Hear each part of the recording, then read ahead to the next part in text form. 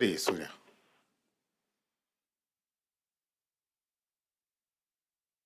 മറ്റൊരു വാർത്തയുടെ വിവരങ്ങൾ ഇപ്പോൾ വരുന്നുണ്ട്. തിരുവനന്തപുരത്ത് നഗരൂരിൽ ഡിവൈഎഫ്ഐ യൂത്ത് കോൺഗ്രസ് പ്രവർത്തകർ തമ്മിൽ സംഘർഷമുണ്ടായിരിക്കുന്നു. 5 പേർക്ക് പരിക്കേറ്റു.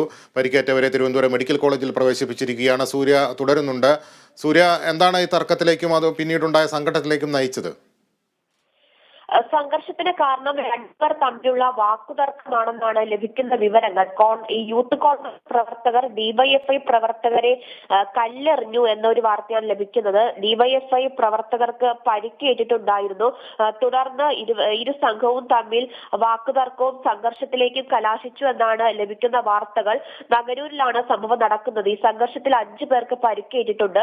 യൂത്ത് കോൺഗ്രസ് ഡിവൈഎഫ്ഐ പ്രവർത്തകർ തമ്മിലാണ് ഇത്തരത്തിലൊരു ഉണ്ടാക്കിയത്. പരിക്കേറ്റവരെ തിരുവനന്തപുരം മെഡിക്കൽ കോളേജ് ആശുപത്രിയിൽ പ്രവേശിപ്പിച്ചിരിക്കുകയാണ്. ഈ സംഘർഷത്തെ തുടർന്ന് സ്ഥലത്ത് വലിയ പോലീസ് സന്നാഹം ഇപ്പോഴും നിലകൊള്ളുകയാണ്. ശരി സൂര്യ, തിരുവനന്തപുരം നഗരൂരിൽ ഡിവൈഎഫ്ഐ യൂത്ത് കോൺഗ്രസ് സംഘർഷം. മറ്റു വാർത്തകളിലേക്ക്. തൃശൂരിലെ മേയർ CPI തർക്കം രൂക്ഷമാകുന്നു. മുൻ ധാരണ പ്രകാരം MK വർഗീസ് സ്ഥാനമൊഴിയണമെന്ന ആവശ്യം പരസ്യമായി ഉന്നയിച്ച്